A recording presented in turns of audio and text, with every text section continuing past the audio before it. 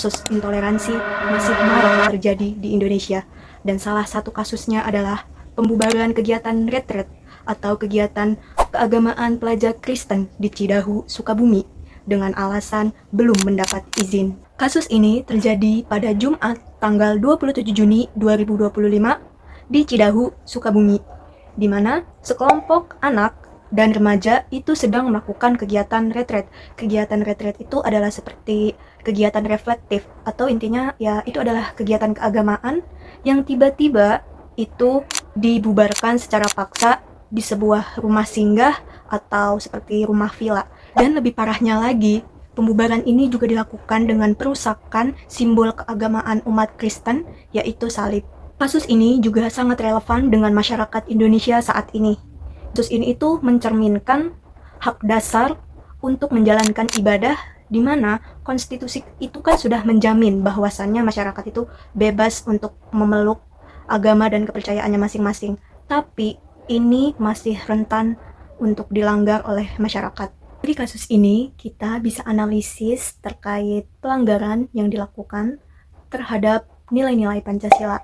Yang pertama yaitu sila ke-1 ketuhanan yang Maha Esa, di mana di dalam sila pertama ini tidak hanya mengajarkan tentang ketuhanan, tetapi juga tentang kebebasan beragama dan juga mengajarkan untuk menghormati dan tidak melakukan penistaan ataupun pelecehan terhadap agama yang ada di Indonesia. Dan yang kedua yaitu sila kemanusiaan yang adil dan beradab, di mana pada kasus ini itu kan dilakukan tindakan intimidasi dan perusakan, di mana itu sangat tidak mencerminkan rasa kemanusiaan, seperti ya tindakan tersebut tidak memiliki adab seperti itu. Dan yang ketiga yaitu sila persatuan Indonesia, dan tentunya kasus ini itu merusak integrasi bangsa, merusak persatuan bangsa, dan bisa mengikis semangat persaudaraan dan semangat kekeluargaan. Yang keempat yaitu nilai kerakyatan yang dipimpin oleh hikmat kebijaksanaan dalam permusyawaratan perwakilan. Nah, di mana kasus ini itu tidak melakukan musyawarah sebagai penyelesaian masalahnya. Seharusnya kan masalah ini sebenarnya bisa diselesaikan dengan musyawarah, tetapi malah mereka lebih memilih tindakan yang tidak benar. Dan yang kelima yaitu keadilan sosial bagi seluruh rakyat Indonesia.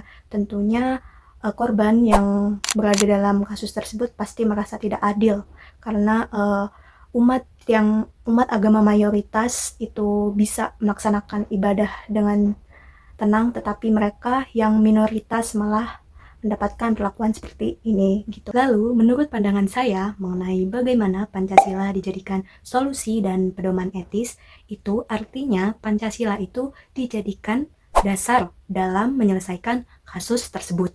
Jadi untuk mencari solusinya, maka Pancasila itu dijadikan dasar atau akar untuk mencari penyelesaian dari isu tersebut. Karena di dalam Pancasila itu terkandung nilai-nilai etika, di mana nilai-nilai etika itu harus tetap ditegakkan. Lalu apa saja solusinya dari nilai-nilai Pancasila sebagai pedoman etis? Yaitu tadi bisa menegakkan etika, terus membangun dan mengaktifkan kembali forum umat beragama, dan pemerintah juga harus terus berperan aktif, bijaksana, dan juga adil. Nah, selanjutnya pendapat saya mengenai Pancasila sebagai sumber hukum dalam menyelesaikan isu tersebut adalah di sini Pancasila memberikan otoritas hukum, yaitu melindungi korban dalam kasus tersebut dan juga melakukan tindakan yang adil bagi pelakunya.